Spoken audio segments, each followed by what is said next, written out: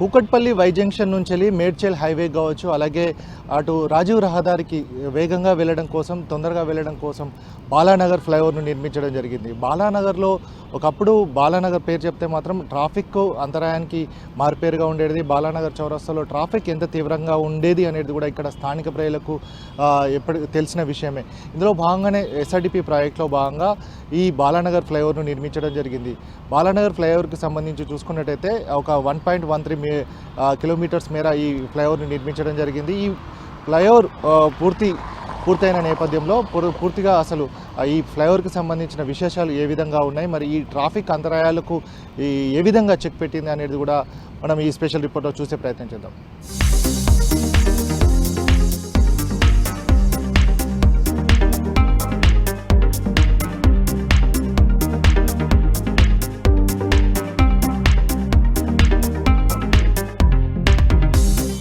బాలానగర్ ఫ్లైఓవర్కు సంబంధించి చూసుకున్నట్టయితే గతంలో చాలా చౌరస్తా వద్ద చాలా ఇబ్బందులు తలెత్తేటి. ఎందుకంటే చాలా ఇండస్ట్రీస్ బాలానగర్ అంటేనే పారిశ్రామిక వాడ కాబట్టి ఇటు సనత్ నగర్ కావచ్చు, ఇటు కుత్బుల్లాపూర్ ప్రాంతానికి వెళ్ళాలంటే మాత్రం ఇక్కడ ఈ మెయిన్ చౌరస్తానే ఉండేది. ప్రస్తుతం మనం బాలానగర్ ఫ్లైఓవర్ మీద బాలానగర్ చౌరస్తా ఏ విధంగా వెహికల్స్ రావడం జరుగుతుందో మనం చూడడం జరిగింది. ఇటు మనం విజువల్స్ చూసుకున్నట్టయితే ఈ పక్కనే కుత్బుల్లాపూర్ కావచ్చు, అలాగే నర్సాపూర్ చౌరస్తా ఈ ప్రాంతానికి వెళ్ళే ఇదే చౌరస్తా ఉండేది. అలాగే మేజర్గా 4 చౌరస్తాలు ఉన్న నేపథ్యంలో ఇక్కడ చాలా ట్రాఫిక్ ఇబ్బందులు తలెత్తేటివి. ఇందులో దీన్ని దృష్టిలో ఉంచుకొని ఒక 40 సంవత్సరాలు అంటే 40 సంవత్సరాల ట్రాఫిక్ని దృష్టిలో ఉంచుకొని ఈ ఫ్లైఓవర్ నిర్మాణాన్ని సాగించడం జరిగింది. ఫ్లైఓవర్కి సంబంధించి చూసుకున్నట్టయితే రోజుకి ఇక్కడ ఒక 40 నుంచి 50 వేల వాహనాలు నిత్యం అంటే ఈ జంక్షన్ వద్ద ఉంటాయి. కాబట్టి దీనికి సంబంధించి ఆల్టర్నేట్ అంటే కంపల్సరీ ఫ్లైఓవర్ నిర్మాణం సాగించాలనే ఉద్దేశం కొద్దీ మంత్రి కేటీఆర్ గారి ఆదేశాల మేరకు ఎస్ఆర్డిపి ప్రాజెక్టులో భాగంగా హెచ్ఎండిఏ ఆధ్వర్యంలో ఈ ప్రాజెక్ట్ నిర్మాణాన్ని సాగించడం జరిగింది. దీనికి సంబంధించి ఫ్లైఓవర్కి సంబంధించి చూసుకున్నట్టయితే 1.13 కిలోమీటర్ల మేర ఈ ప్రాజెక్టు నిర్మాణం సాగించడం జరిగింది. అలాగే మొదటిసారిగా హైదరాబాద్ నగరంలో ఒక 6 లైన్ల మనం విజువల్స్ చూసుకున్నట్టయితే విడ్త్ను మనకు కనబడుతుంది. 6 లైన్లలో ఈ ప్రాజెక్టు ఈ బాలానగర్ ఫ్లైఓవర్ను నిర్మించడం సాగింది. దీనికి సంబంధించి కూడా ఎక్కడ కూడా అంటే ఇబ్బందులు తలెత్తకుండా ప్రయాణ వేగాన్ని పరిమితికి మించి ఉండాలన్న నిబంధనల మేరకు కూడా ప్రతి ఒక్కటి అంశాలను ఇక్కడ ఉంచడం జరుగుతుంది. అలాగే 6 లైన్ల ఫ్లైఓవర్ నిర్మిస్తున్నారు కాబట్టి వేగ పరిమితిని కూడా ఉంచడం జరిగింది. హైదరాబాద్ నగరంలో ఇప్పటి వరకు కూడా దాదాపుగా 40 కిలోమీటర్ల మేరనే ప్రయాణం అనేది ఉంటుంది. ఎక్కడ కూడా అదే మ్యాక్సిమంగా చెప్పుకోవచ్చు. కానీ ఇక్కడ ఈ ఫ్లైఓవర్ మీద చూసుకున్నట్టయితే 6 లైన్స్లో నిర్మించారు కాబట్టి దీనికి సంబంధించి అధికారులు 60 km/h అనేది కూడా దీనికి వారు చెప్పడం జరిగింది. ఎందుకంటే 60 స్పీడ్తో వెళ్ళే విధంగా కూడా ఇక్కడ డిజైన్ చేయడం జరిగింది. కాబట్టి ఎట్లాంటి ఇబ్బందులు లేకుండా మధ్యలో స్పీడ్ బ్రేకర్స్ కావచ్చు, ఏదైతే స్పీడ్గా వెళ్ళే వాహనాలకు సంబంధించి వాటిని కూడా మానిటర్ చేసే విధంగా అన్ని ఏర్పాట్లను కూడా చేయడం జరిగింది. మొత్తంగా ఈ ఫ్లైఓవర్ నిర్మాణం వల్ల ఇటు బాలానగర్ చౌరస్తాలో ట్రాఫిక్ అనేది కూడా ట్రాఫిక్కి సంబంధించిన ఇబ్బందులు పోయాయని కూడా మనం చెప్పుకోవచ్చు. ఇందులో భాగంగా అటు ఆల్టర్నేటివ్ రోడ్స్ కూడా ఏర్పాటు చేయడం జరిగింది. బాలానగర్ చౌరస్తాకి రావాలంటే అటు ఏదైతే సనత్ నగర్ నుంచి వెళ్ళి ఇక్కడికి బాలానగర్కు చేరుకోవడానికి కూడా ఆల్టర్నేట్గా ఒక ఆర్ఓబీని కూడా మంత్రి కేటీఆర్ గారి ఆదేశాలతో నిర్మించడం జరుగుతుంది. కాబట్టి ఈ ఫ్లైఓవర్ ఉన్నప్పటికీ కూడా ఆల్టర్నేట్ రూట్స్లలో ప్రజలు అది ఏదైతే నగరవాసులు ఉన్నారో వారందరూ కూడా అంటే షార్ట్ కట్లలో తమ గమ్యాన్ని చేరుకునే విధంగా కూడా ఈ ఫ్లైఓవర్కి అనుసంధానంగా వాటిని కూడా నిర్మించడంతో ఇక్కడ ఈ చౌరస్తాలో ప్రెజర్ అనేది అంటే ట్రాఫిక్కి సంబంధించిన ప్రెజర్ చాలా తగ్గే అవకాశం కనబడుతుంది.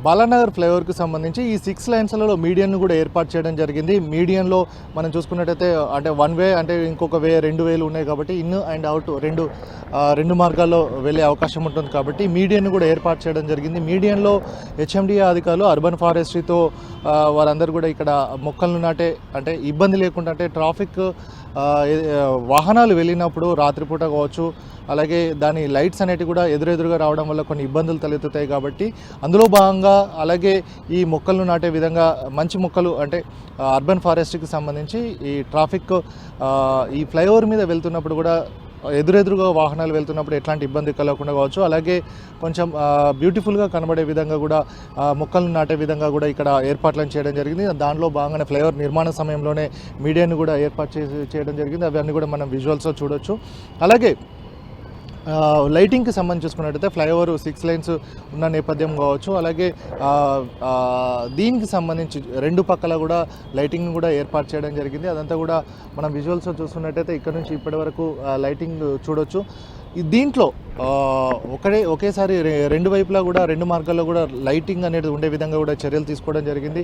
ప్రస్తుతం మనం చూసుకున్నట్టయితే ఫ్లైఓవర్ పైన ఒకే పోల్కి ఫ్లైఓవర్ పైననే ఒక పక్క లైట్ వచ్చే విధంగా కావచ్చు, అలాగే అదే పోల్కి మరి కిందికి ఏదైతే ఫ్లైఓవర్ కింద ఏదైతే రోడ్డు వెళ్ళడం జరుగుతుందో ఆ రోడ్డుకి ఆ పక్కన కూడా లైటింగ్ వచ్చే విధంగా, అంటే ఒకే పోల్లో 2 సైడ్లకు కూడా అంటే రోడ్డు కింది భాగం అంటే ఫ్లైఓవర్ కింది భాగం కావచ్చు, అలాగే ఫ్లైఓవర్ పైన 2 మార్గాల్లో కూడా లైటింగ్ వచ్చే విధంగా కూడా ఏర్పాట్లను చేయడం జరిగింది. ఇందులో భాగంగానే లైటింగ్కి సంబంధించి మొత్తంగా కూడా విజువల్స్ చూసుకోవచ్చు. అంటే మోడర్న్ టెక్నాలజీగా అంటే ఇప్పుడు అందుబాటులో ఉన్న టెక్నాలజీతో వీటన్నిటి కూడా ఈ ఫ్లైఓవర్కి సంబంధించి అన్నీ కూడా డిజైన్ చేయడం జరిగింది. కాబట్టి ప్రతి ఒక్కటి కూడా అటు ప్రికాస్టింగ్తో మొదలుకుంటే ఇటు మ్యాక్ షీట్స్తో భాగంగా వీటన్నిటి కూడా ఏర్పాట్లను చేయడం జరిగింది. సో మొత్తంగా ఈ ఫ్లైఓవర్ నిర్మాణంలో చాలా మట్టుకు కూడా ట్రాఫిక్ తగ్గించాలన్న ఉద్దేశం కావచ్చు, అలాగే అంటే దూర ప్రాంతాల్లో ఉన్న వారికి కావచ్చు, అటు మూసాపేట్ లాంటి ప్రాంతాల నుంచి వెళ్ళి అటు ఏదైతే జేబీఎస్ లాంటి ప్రాంతాలు కావచ్చు, మేడ్చల్ హైవేకి వెళ్ళాలంటే మాత్రం అతి తొందరగా గతంలో చూసుకున్నట్టయితే గంటలుగా వేచి చూడాల్సిన ట్రాఫిక్లో వెళ్ళే పరిస్థితి అయితే కాదు. ఇప్పుడు మాత్రం ఈ ఫ్లైఓవర్ నిర్మాణంతో అటు మేడ్చల్ హైవేకి జస్ట్ ఒక మూసాపేట్ చౌరస్తా నుంచి ఒక 5-10 మినిట్స్లోనే చేరుకునే అవకాశం కనబడుతుంది. నిర్మాణంలో కూడా కొత్త టెక్నాలజీని కూడా అధునాతన టెక్నాలజీని కూడా యూజ్ చేయడం జరుగుతుంది. అలాగే ఎస్ఆర్డిపి ప్రాజెక్ట్లో భాగంగా ప్రీకాస్టింగ్ ఎట్లాగైతే నిర్మించడం జరిగిందో దీంట్లో కూడా సేమ్ అదే ప్రాసెస్ను కూడా యూజ్ చేయడం జరుగుతుంది. అలాగే మొదటిసారిగా ఎరోజన్ రాకుండా అంటే బ్రిడ్జికి సంబంధించి స్టీల్ కావచ్చు, మిగతా ఏవైతే ఉండడం జరిగిందో వాటర్ అనేది ఇంకిపోకుండా ఉండే విధంగా మ్యాక్ షీట్తో సంబంధించి ఇక్కడ కొత్త కాన్సెప్ట్ను కూడా తీసుకురావడం జరిగింది. దీని ద్వారా వాటర్ అనేది కూడా కిందికి వెళ్లకుండా అబ్జర్ప్షన్ అనేది ఉండే విధంగా కూడా ఈ కొత్త టెక్నాలజీ తీసుకురావడం జరిగింది. దీనికి సంబంధించి ఈ నూతనంగా తీసుకొచ్చిన టెక్నాలజీ గురించి మనతో పాటు మాట్లాడడానికి సూపర్వైజర్ ఉన్నారు. సో చెప్పండి, అసలు ఈ కొత్త టెక్నాలజీ ఎట్లా ఉండబోతుంది సార్? ఇది ఎప్పటికైనా కానీ ఇది కొత్త టెక్నాలజీ సార్. ఇంతకుముందు తార్ షీట్లు వేసేవాళ్ళు, ఇప్పుడు టెక్నాలజీ వస్తే మినరల్స్ కూడా వస్తుంది సార్. ఇప్పుడు మినరల్స్తో వచ్చేసరికల్లా ఈ టీస్ట్ వచ్చేది సార్. ఇది 6 mm సార్, 3 లేయర్స్ ఉంటాయి ఇందులో. ఈ బీసీ వేసిన తర్వాత ఇది ఆటోమేటిక్గా ఇది బీసీకి టచ్ చేసి చుక్క కూడా వాటర్ కిందికి పోకుండా ఇది ఆపేస్తా. స్టీల్ ఖరాబ్ అవ్వకుండా, స్టీల్ సిమెంట్ పోకుండా బాగుంటుంది సార్. ఈ బ్రిడ్జి స్టాండర్డ్ ఉండటానికి ఇది పనిచేస్తుంది సార్. ఏముండదు సార్, ఆటోమేటిక్గా స్మూత్గా బాగుంటుంది సార్, ఇబ్బంది ఉండదు సార్. దీనికి వాటర్ అనేది ఎట్లా వెళ్ళిపోతుంది బయటకు? ఇది వేసిన తర్వాత బీసీ వస్తుంది దీనిపైన. ఈ బీసీలో ఉంచేసి కింద దానిలో ఉంటుంది సార్. ఆ డ్రైనేజ్ నుంచి కిందికి వెళ్ళిపోతుంది సార్. కిందికే టోటల్ చుక్క కూడా వెళ్ళిపోవాలి సార్ వాటర్. అంటే ఇది ఫస్ట్ టైమా మీరు అంటే ఇక్కడ అంటే ఇప్పుడు టెక్నాలజీ లేటెస్ట్ టెక్నాలజీ సార్ ఇది రావటం. ఇప్పుడు ఇది ఫస్ట్ టైం సార్ వాడటం. ఇంతకుముందు ఇట్లా లేదు సార్. ఇప్పుడు ఈ టెక్నాలజీ ఇంతకుముందు మెహదీపట్నంలో అత్తాపూర్లో కూడా వాడి చూసాం సార్. చాలా బాగుంది సార్. ఇప్పుడు ఇది చాలా పని చేస్తుంది సార్. సో నూతనంగా అంటే మనం చాలా చోట్ల చూడొచ్చు, తాడుతోటి వేసిన రోడ్లలో ఏమైతే వర్షం పడిన తర్వాత అక్కడ నీళ్లు నిల్వ ఉండడంతో హెవీ వెహికల్స్ వెళ్ళడం వల్ల ఆ రోడ్ అంతా కూడా డ్యామేజ్ కావడం జరుగుతుంది. ఇందులో భాగంగానే ఈ మ్యాక్ షీట్ తోటి ఫస్ట్ ఏదైతే ఫ్లైఓవర్ నిర్మాణం సాగించిన తర్వాత మ్యాక్ షీట్లు వేయడం జరుగుతుంది. మ్యాక్ షీట్ ద్వారా ఈ వాటర్ అనేది అంటే ఇంకా దీనిపైన 3 లేయర్లు వస్తాయి కాబట్టి ఆ వాటర్ అంతా కూడా ఏదైతే రావడం జరుగుతుందో పైన వర్షం కురిసినప్పుడు కావచ్చు అంతా కూడా ఈ పైనుంచి 3 లేయర్ల నుంచి కూడా ఈ మ్యాక్ షీట్లో మొత్తం అబ్జర్ప్షన్ కావడం జరుగుతుంది. ఏమైనా వెహికల్స్ కావచ్చు, మిగతా ఏదైనా వెళ్ళినప్పుడు కావచ్చు, ఆ వాటర్ అంతా కూడా రిమైనింగ్ ఇంకా ఏమైనా వాటర్ ఉంటే మాత్రం పక్కనే ఏర్పాటు చేసిన డ్రైన్స్ ఏవైతే ఉండడం జరిగిందో ఫ్లైఓవర్కి రెండు పక్కల డ్రైన్స్ కూడా ఏర్పాటు చేయడం జరిగింది కాబట్టి ఆ వాటర్ అంతా కూడా కిందికి వెళ్ళిపోయే అవకాశం ఉంటుంది. ఎందుకంటే చాలా చోట్ల కూడా భారీ వర్షం కురిసినప్పుడు పైనుంచి వచ్చే వర్షం అంతా కూడా కిందికి వెళ్ళకుండా ఈ అబ్జర్ప్షన్ మ్యాక్షీట్ ద్వారా అబ్జర్ప్షన్ చేసుకోవడం జరుగుతుంది. అలాగే మిగిలిన వాటర్ అంతా కూడా డ్రైన్ ద్వారా కిందికి వెళ్ళే అవకాశం కనబడుతుంది. కాబట్టి మొత్తంగా ఈ వాటర్ అంతా కూడా రెయిన్ హార్వెస్టింగ్ ద్వారా కింద ఏదైతే గార్డెనింగ్ చేయడం జరుగుతుందో వాటికి కూడా యూజ్ చేసే విధంగా కూడా హెచ్ఎండి అధికారులు ప్రణాళికలు సిద్ధం చేయడం జరిగింది.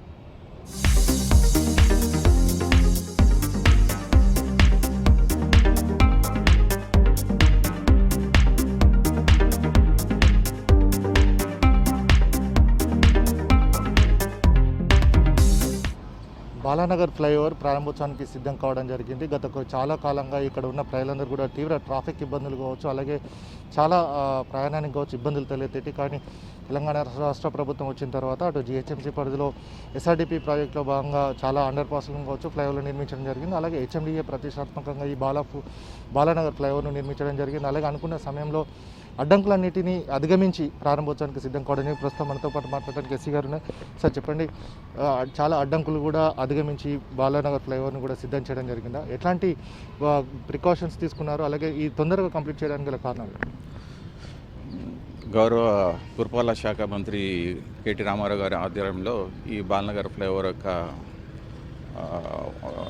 నిర్మాణం చేపట్టబడింది. యాక్చువల్గా ఈ బాలనగర్ ఫ్లైఓవరు ఎస్ఆర్డిపి జిహెచ్ఎంసీ కింద ఉన్న ఫ్లైఓవర్ని మన పురపాలక శాఖ మంత్రి గారి యొక్క చొరవతోని ఈ ఫ్లైఓవర్ కట్టడానికి మా యొక్క హెచ్ఎండికి హ్యాండ్ ఓవర్ చేయడం జరిగింది.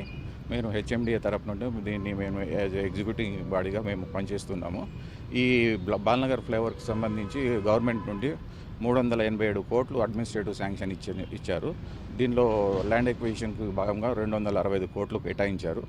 సివిల్ వర్క్స్ కింద 122 కోట్లు కేటాయించబడింది. ఈ ఫ్లైఓవర్ యొక్క టోటల్ పొడవు 1.13 కిలోమీటర్స్ మరియు దీని యొక్క వెడల్పు 24 మీటర్లు 6 లేన్స్ కింద చేయబడడం జరిగింది. దీని యొక్క డిజైన్స్ క్యాలిక్యులేషన్స్ ట్రాఫిక్ క్యాలిక్యులేషన్స్ని బట్టి దీన్ని 6 లేన్స్గా నిర్మించబడింది. ఈ ఫ్లైఓవరు రాబోయే ఈ నెలాఖరుకల్లా ప్రజలకి అందుబాటులో తెస్తున్నాము. అంటే ఇంతకుముందు చూసుకున్నట్టయితే ట్రాఫిక్ తీవ్రంగా ఉండేది కదా, దాన్ని దృష్టిలో పెట్టుకొని ఎంతవరకు ట్రాఫిక్ ఈ ఫ్లైఓవర్ వల్ల తగ్గిపోయే అవకాశం? దీనికి ఫ్యూచరు ఒక 40 ఇయర్స్ యొక్క ట్రాఫిక్ డిమాండ్ని బట్టి డిజైన్ చేసుకోవడం జరిగింది. జనరల్గా సిటీలో మ్యాక్సిమం ఫ్లైఓవర్స్ అన్ని 4 లేన్స్కే డిజైన్ చేశారు. కానీ ఈ బాలనగర్ ఇండస్ట్రియల్ ఏరియా అవ్వడం వల్ల ఇక్కడ ఉన్న హెవీ ట్రాఫిక్కి ఇక్కడ కుతుల్లాపూర్ కానీ ఇటు కుక్కట్పల్లికి కానీ మెయిన్ రహదారి ఇదే.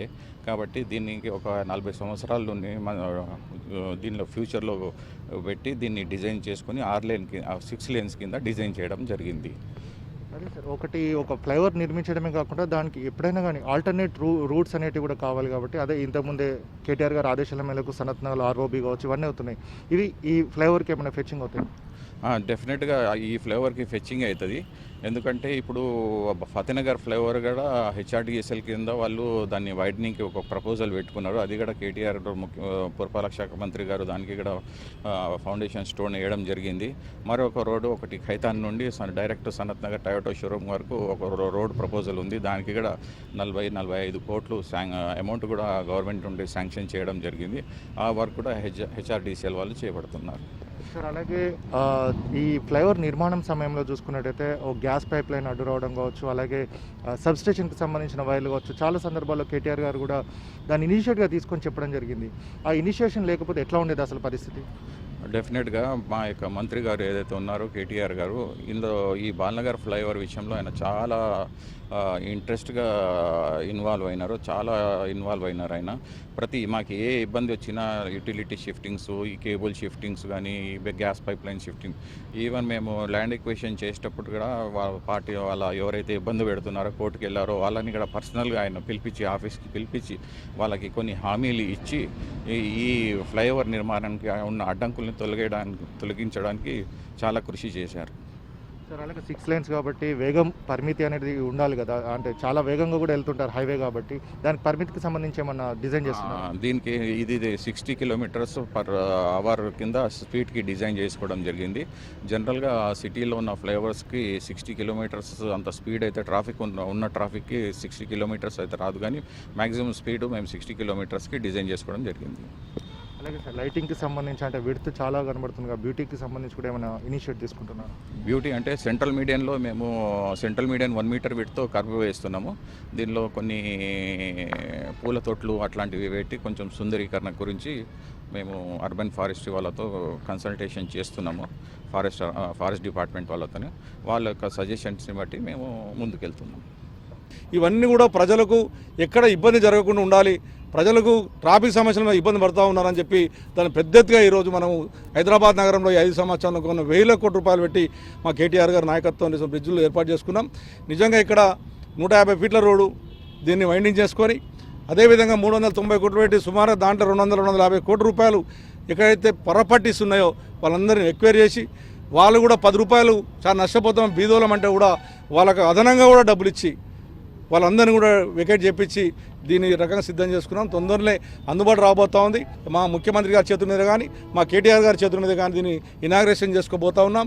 మరి లాక్డౌన్ ఉన్నా, ఎన్ని క్లిష్ట పరిస్థితులు ఉన్నా అన్నింటిని అధిగమించి మరి పూర్తి చేసుకొని ప్రారంభోత్సవానికి సిద్ధమవుతా ఉన్న సందర్భంలో మరి నేను మన పురపాలక శాఖ మంత్రి కేటీఆర్ గారికి నేను మనస్ఫూర్తిగా ధన్యవాదాలు తెలియజేస్తా ఉన్నాను. మరి హైదరాబాద్ నగరం ఈరోజు యావత్ భారతదేశంలోనే కాక ప్రపంచంలోనే అత్యంత వేగవంతంగా అభివృద్ధి చెందుతున్న నగరాల్లో ఒక నగరంగా పేర్కొన్నదంటే దానికి ఘనత ఖచ్చితంగా గౌరవ పురపాలక శాఖ మంత్రులు కేటీఆర్ గారికి దక్కుతుందని చెప్పక తప్పదు. తెలంగాణ రాష్ట్రం వచ్చిన తర్వాత తెలంగాణ రాష్ట్రంలో ఇప్పటికీ హైదరాబాద్ నగరం ఎంతో విశ్వనగరం దిశగా అడుగులేస్తున్న సందర్భంలో ఈ బాలనగర్ ఫ్లైఓవర్ కోసం మరి కోట్లాది రూపాయలు వెచ్చించి ఇంత చక్కటి బ్రిడ్జిని ఏర్పాటు చేసినటువంటి గవర్నమెంట్కు, మంత్రి గారికి, స్థానిక ఎమ్మెల్యేలు అందరికీ కూడా ధన్యవాదాలు తెలుస్తూ ప్రజలకు ఎంతో ఉపయోగపడుతుంది బ్రిడ్జ్ కాబట్టి. మొత్తంగా బాలానగర్ ఫ్లైఓవర్ సిద్ధం కావడంతో ఇక్కడ స్థానికంగా ఉన్న ప్రాంత ప్రజలు కావచ్చు, అలాగే ఇక్కడ నుంచి ప్రయాణించే వారందరూ కూడా సంతోషాన్ని వ్యక్తం చేయడం జరుగుతుంది.